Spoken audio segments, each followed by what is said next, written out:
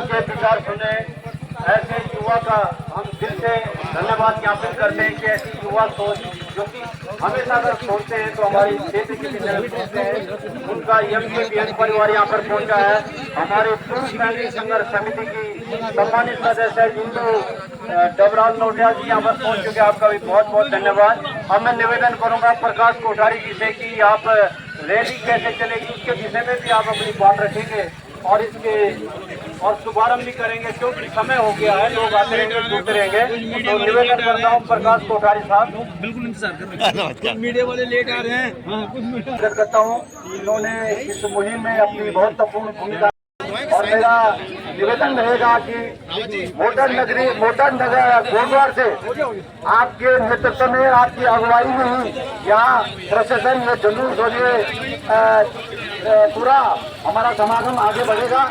आपका नेतृत्व आप करेंगे। एक अनुशासित सिपाही के नाते आप इस मूवमेंट को आगे बढ़ाएंगे और उसके बाद हम लोग आपके पीछे पीछे सारा जन समुदाय, पूरा गुरुद्वार भावर का सारा जनमानस आपके पीछे पीछे चलेगा। आपके चरणों में हमारे देश की रक्षा की है और अब इस वोटर भारत को बनाने के लिए भी आपसे जो संकल्प है, आप महानुभाव विशेषकर आपके कमांडेंट श्रीमान महेंद्र पाल सिंह रावत जी का मैं बहुत बहुत आभार प्रकट करता हूं, जिन्होंने आप सब लोगों को जागृत किया है और इस मंच पर लाने का प्रयास किया है। तो हम उनके साथ में हैं और उनका सहयोग हमेशा हमको मिलता रहेगा। और अब इस जन चेतना यात्रा को हम यहाँ पर शीघ्र प्रारंभ करेंगे। सबसे विनम्र निवेदन है कि बड़े ही आप अनुशासित होते हुए और किसी विशेष कोई राजनीति नहीं हो, गैर राजनीतिक संगठन हमारा है, कोई राजनीति यहाँ पर नहीं होनी चाहिए। किसी के भी खिलाफ कोई अभद्र भाषा का न हो, प्रयोग न हो। हम ये समस्त संगठन सामूहिक रूप से प्रयास कर रहे हैं। सबका इसमें योगदान है और सबको नमन करते हुए सबको प्रणाम करता हूं कि आपने अपना अमूल्य समय देकर इस रैली को सफल बनाने का जो प्रयास किया है, उसके लिए मैं आपकी पूरी प्रशंसा करता हूं और आशा करता हूं कि आपका सहयोग इसी प्रकार मिलता रहेगा और निश्चित रूप से आप सब लोग एक होंगे तो ये मोटर मार्ग बनते रहेगा। आप किसी की ताकत नहीं है इस मोटर मार्ग को रोकेगा। और आपको अच्छी कहानी को धन्यवाद। धन्यवाद आपका।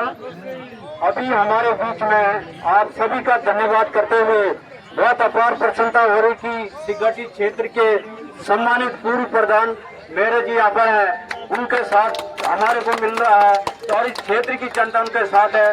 तो मैं चाहूंगा कि 2 शब्द बोलकर हमें कृतार्थ करेंगे मेरे जी। धन्यवाद। पहले आप सभी भूतपूर्व सैनिक और बुद्धिमान पत्रकार बंधु सबका इस क्षेत्र सिगटी में चिल्लाघाट में पहुंचने पर आप सबका दिल की गहराइयों से मैं आपका स्वागत करता हूं और धन्यवाद देता हूं उस भाई प्रवीण थापा को भी जिसने अकेले अलग जुड़ा रखी है। और धन्यवाद देता हूं भूतपूर्व सैनिकों को, भाई महेंद्र भाई को, भाई महेंद्र भाई को, आप दिल्ली में गए, कोठारी जी को, सभी को। कोई ज्यादा कर रहा, कोई कम कर रहा, लेकिन मैं एक बात अवश्य कर दूं। अभी जैसे हमारे भूतपूर्व सैनिक महेंद्र भाई ने कहा, हम किसी के खिलाफ नहीं है, हमें किसी से राजनीति नहीं करनी है, हम किसी के खिलाफ नहीं है, कहीं से कहीं तक हमें सिर्फ वोट चाहिए। किसी भी हालत में आप 25 साल हो गए बेटे बनाते। कल हमारे भाई की मृत्यु हुई, रात 9 बजे घर पहुंचे हम कोठारी। आप यहाँ पे हमारा 8-10 आदमी की मृत्यु के बाद 10 बजे घर पहुंच रहे हम और ये सड़क 8 किलोमीटर का है। कल मैं नजरबाद से आया, जब मैंने देखा वो मोडाबोली से आई ऐसा हाईवे बन रहा दिल्ली के लिए, तो ये 8 किलोमीटर के लिए पैसा नहीं है उत्तराखंड का। ये रोड गढ़वाल को जोड़ती है। और मुझे याद है जब केंद्र सरकार बनी थी, पहला स्टैंडर्ड इनका था कि मैं लाडा ये इस रोड को बनाऊंगा। 3 बजे की न्यूज में टीवी में मैंने सुना था। तो मैं किसी विरोध में है, हमें सिर्फ रोड चाहिए, जो रोड बना देगा हम उसकी चर्चा करेंगे। तो मैं इस भाई के माध्यम से सिगटी क्षेत्र की सम्मानित जनता, युवा जो भी फोन के माध्यम से देख रहे हैं, आप घर में बैठ के मत देखें, ये श्रीगड्डी के लिए बहुत ये लोग तो आए हमें सपोर्ट करने के लिए, लेकिन ये श्रीगड्डी क्षेत्र क्या गंदी चौक बावर सबके लिए इतनी महत्वपूर्ण है कि लाइफ लाइन है। हमारे बच्चे पड़े रात को बीमार हो रहे हॉस्पिटल में उनके जाओ। तो मैं सभी युवाओं से श्रीगड्डी क्षेत्र के मिस्टर जोशी जी सभी युवाओं से बोले कि पूरा साथ कोरिया तक इनका देना है, माताओं से बहनों से युवा मंडल दल से मेरे फ्रेंड के लोगों को कहा है तरफ से कोई ऐसी भूल ना हो कि जो हमें भारी पड़े कल को।